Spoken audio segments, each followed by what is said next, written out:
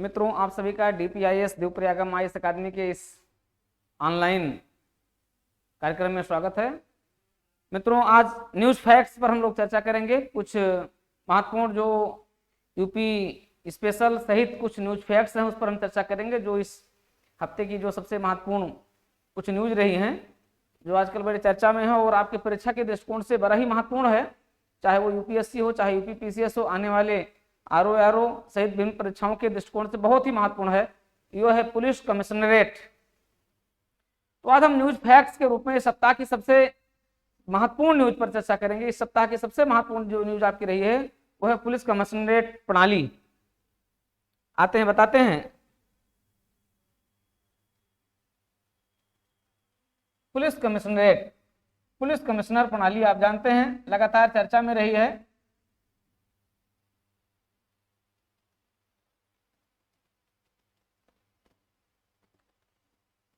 Police commissioner प्रणाली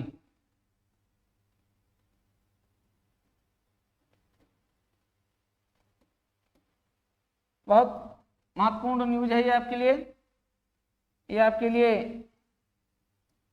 UPSC, UPPCS,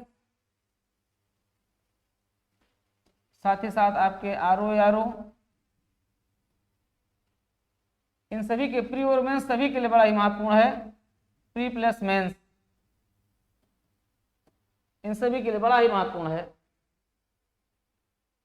क्या है पुलिस कमिश्नरेट? जब आप सुनते हैं वैसे नाम से स्पष्ट हो जाता है। कमिश्नर बड़ा ही चर्चित शब्द है, क्योंकि आज भी गांव क्षेत्र के लोगों को दो ही बातें कहा जाता है कि बड़े कमिश्नर बन गए हो या फिर कलेक्टर बन गए हो। मित्रों, दोनों ही शब्द बड़े ही चर्चित हैं, कमिश्नर और कलेक्टर।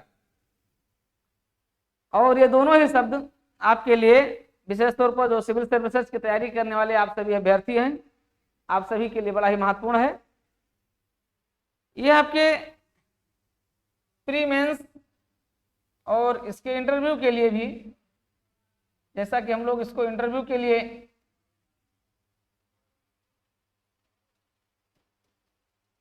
हम लोग इसको डिजाइन करते रहे हैं, बताते रहे हैं।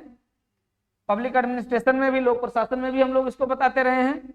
मुख्य परीक्षा के क्लासेज में इस पर बड़ी व्यापक चर्चा होती रही है। तो ये सभी के लिए महत्वपूर्ण है। अगर आप देखा जाए तो GS मेंस के लिए अगर आप देखें तो ये आपके second paper plus third paper law and order दोनों के लिए महत्वपूर्ण है। ये इंटरव्यू के लिए तो है ही। आते हैं, बताते हैं। बहुत डिटेल में नहीं जाएंगे, बिल्कुल न्यूज हाईलाइट करेंगे। मित्रों, ये देखिए उत्तर प्रदेश में माननीय मुख्यमंत्री जी के दृढ़ निश्चय का परिणाम है उत्तर प्रदेश में पुलिस कमिश्नर प्रणाली। उत्तर प्रदेश में पुलिस कमिश्नर प्रणाली लागू करने के लिए प्रयास अब से नहीं, प्रांत के गठन होने के साथ ही होते रहे। 1861 के बाद लगातार इस दिशा में प्रयास होते रहे हैं। जब 1861 का पुलिस एक्ट लाया गया, उसके पश्चात ये प्रयास होते रहे हैं। लेकिन स्वतंत्रता के पश्चात इस दिशा में तो बहुत महत्वपूर्ण प्रयास हुए। विशेष तौर पर जब हमारे मुख्यमंत्री श्री राम नरेश यादव जी थे, उन्होंने सबसे पहले उत्तर प्रदेश में इस बात पर जोर दिया था। उसके बाद फिर समय समय पर आने वाले सभी अधिकांश मुख्यमंत्रियों ने उत्तर प्रदेश में पुलिस कमिश्नर प्रणाली लागू करने के लिए प्रयास किए। पिछली मायावती सरकार, अखिलेश यादव जी की सरकार, इन सभी सरकारों ने भी इस दिशा में जो प्रयास किया, लेकिन किसी के प्रयास सफल नहीं हो पाए, क्योंकि इतना दृढ़ निश्चय करने वाला मुख्यमंत्री शायद प्रदेश में पहली बार हुआ, जिन्होंने बिना किसी की परवाह किए हुए और लागू ही कर दिया। क्योंकि उत्तम प्रदेश वही होगा, विकास का प्रदेश वही होगा जहां पर लॉ एंड ऑर्डर मेंटेन होगा, क्योंकि law and order is directly proportional to development. अगर आप देखें तो law and order is directly proportional to development.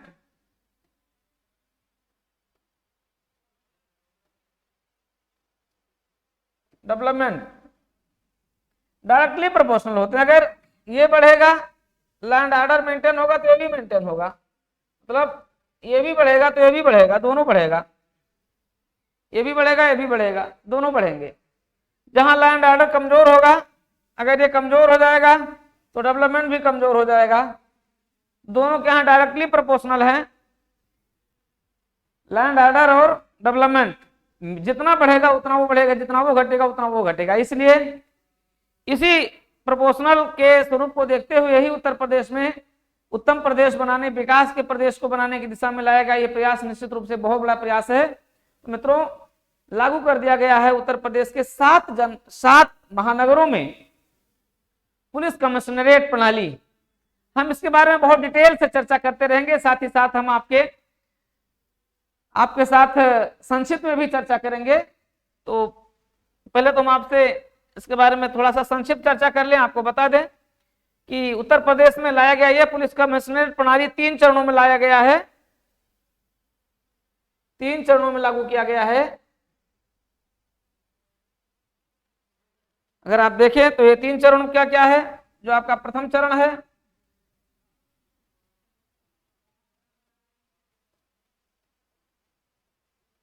जो आपका ये प्रथम चरण है, ठीक है, बहुत महत्वपूर्ण है। ये प्रथम चरण लागू किया गया था 13 जनवरी 2020 को, 13 जनवरी 2020 को लागू किया गया। और ये लागू किया गया था आपका 2 जिलों में। यह प्रायोगिक था, ये प्रैक्टिकल के तौर पर लागू किया गया था।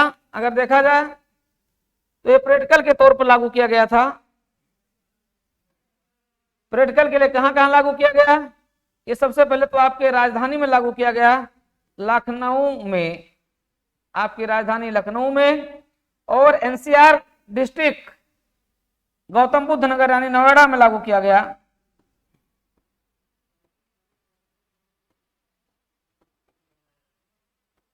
गौतम बुद्ध नगर में लागू किया गया, नोएडा में लागू किया गया ये पुलिस कमिश्नर प्रणाली। ठीक है, ये लागू किया गया था आपके कहां? लखनऊ और गौतम बुद्ध नगर में, नोएडा में लागू किया गया। ठीक है, ये प्रायोगिक था, प्रैक्टिकल के तौर पर लागू किया गया था कि अगर सफल हो जाता है तो इसका विस्तार अन्य महानगरों में भी किया जाएगा। दूसरा चरण इसका लागू किया जाता है, जो सेकंड फेज था, दूसरा चरण था।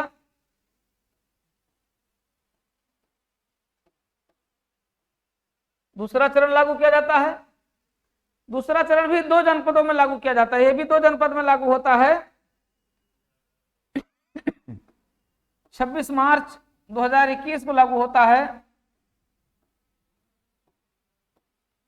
26 मार्च को 2021 को लागू होता है, ये भी 2 जनपद में लागू होता है। एक होता है आपका कानपुर होता है, एक कानपुर है, और दूसरा आपका वाराणसी है।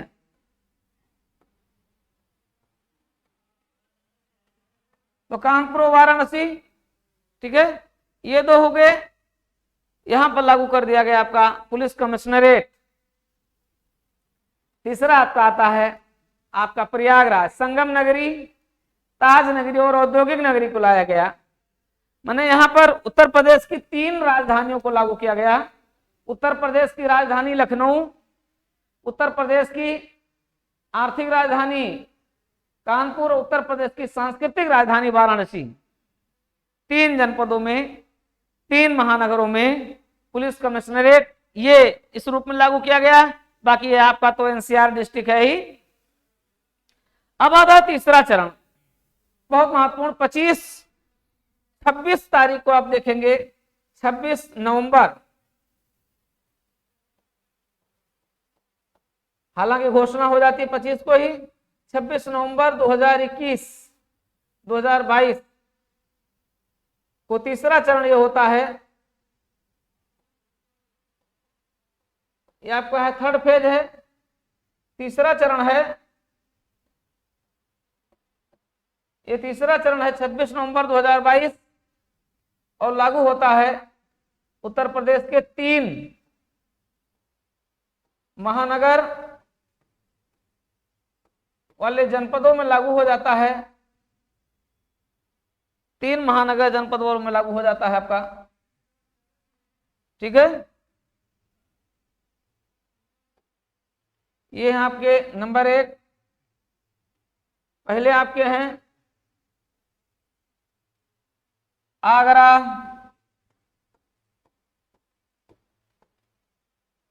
आगरा में क्यों लागू किया गया? आप देख रहे हैं ताजनगरी उत्तर प्रदेश का मुख्य ऐसा विकसित जोन है जहां पर पर्यटन की दृष्टिकोण से भी अत्यंत महत्वपूर्ण है और भी दृष्टिकोण से भी देखें तो बहुत ही महत्वपूर्ण है। और ये पूरे पश्चिम और दक्षिण मतलब पश्चिमी उत्तर प्रदेश को ये बहुत कुछ कवर कर रहा है। और आप जानते हैं उत्तर प्रदेश की पूर्व की ये राजधानी भी रहा है। इस रूप में भी इसका बहुत बड़ा महत्व हो गया कि आगरा हमारे लिए बहुत महत्वपूर्ण हुआ। दूसरा हमारा हुआ प्रयागराज,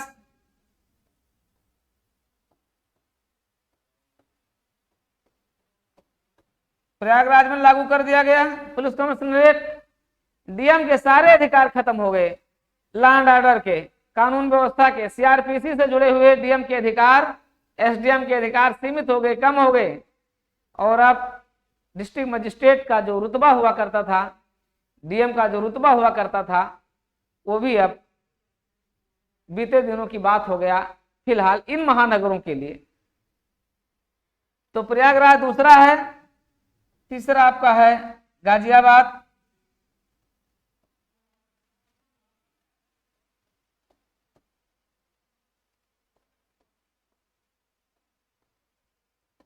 तीसरा आपका हो गया गाजियाबाद, ठीक है, गाजियाबाद है।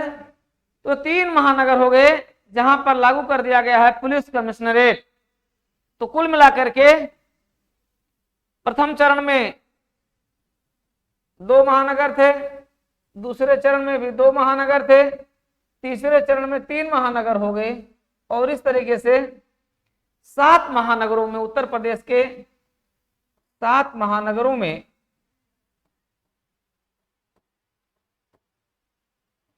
उत्तर प्रदेश के 7 महानगरों में पुलिस कमिश्नर प्रणाली लागू कर दी गई है।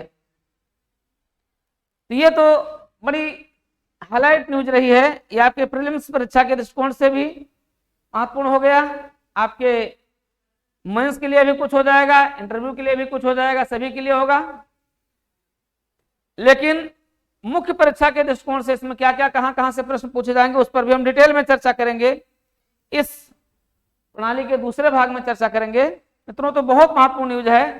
फिलहाल आप देवप्रयागम आईएएस अकादमी के डीपीआईएस के ऑनलाइन प्लेटफॉर्म पर आप इसको देख रहे हैं, इस न्यूज को आप देख रहे हैं। तो इस न्यूज के माध्यम से आप कई प्रश्नों को हल कर सकते हैं, चाहे आपके प्रीलिम्स में सीधे सीधे से प्रश्न बनेगा। इससे क्या होगा कि जो भी लैंड ऑर्डर के जो विषय हैं, कानून व्यवस्था के विषय किसको दे दिए जाएंगे?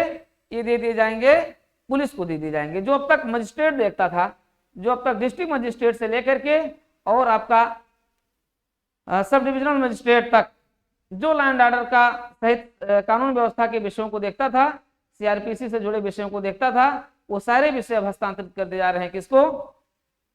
पुलिस को दे दिए जाएंगे। पुलिस अधिकारी अब इनका उपयोग करेंगे। ठीक है, ये आपने देखा आज की महत्वपूर्ण न्यूज रही है उत्तर प्रदेश की, और मैंने इसको पूरे सर्वे में आपको बता दिया है।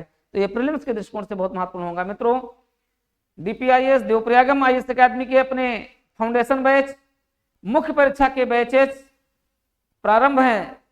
मुख्य परीक्षा का बैच चल रहा है और फाउंडेशन का एक मॉर्निंग का बैच हमारा चल रहा है। फाउंडेशन के दूसरे बैच भी हमारे शुरू हो रहे हैं। साथ ही साथ समीक्षा अधिकारी, सहायक समीक्षा अधिकारी के भी हमारी ऑनलाइन और ऑफलाइन दोनों क्लासेस प्रारंभ हो चुकी हैं और प्रारंभ हो रही हैं, अगली क्लासेस प्रारंभ हो रही हैं। तो इन सारी कक्षाओं के लिए आप प्रवेश के लिए आप हमारे यूट्यूब चैनल और हमारे जो कक्षा कार्यक्रम है उनके बारे में आप न्यूज आप देख ही रहे हैं। इस कांटेक्ट नंबर पर आप कांटेक्ट करें और डीपीआईएस के साथ जुड़ें। निश्चित रूप से आपको ये सारी न्यूज बड़े ही बेहतरीन तरीके से आपको प्राप्त होती रहेगी। तो अभी फिलहाल इस फोकस न्यूज में आप इतना देख रहे हैं। इसके डिटेल न्यूज में हम आपके साथ अगले हिस्से में हम आपके साथ चर्चा करेंगे कैसे आपको कौन कौन से अधिकारी होंगे, अर्थात जो पुलिस के अधिकारी हैं उसमें कौन कौन होंगे। जैसे आपके मन में एक जिज्ञासा है कि एसपी के जगह पर कौन सा अधिकारी होगा, एसपी के जगह पर कौन सा अधिकारी होगा, और डीआईजी के जगह पर कौन सा अधिकारी होगा, आईजी के जगह पर कौन सा अधिकारी होगा, ठीक है, और फिर सीओ की जगह पर कौन सा अधिकारी होगा। यानी आईजी, डीआईजी, एसएसपी, एसपी, इनके सबके अधिकारियों का जो क्रम होगा वो क्या होगा, कैसे होगा, किस प्रकार से होगा, ये सब हम आपके साथ इसमें चर्चा करेंगे, लेकिन इसके दूसरे फेज में हम चर्चा करेंगे। ठीक है, आज की क्लास यहीं तक। अगले फेज में हम फिर इसके बारे में डिटेल से चर्चा करते हैं।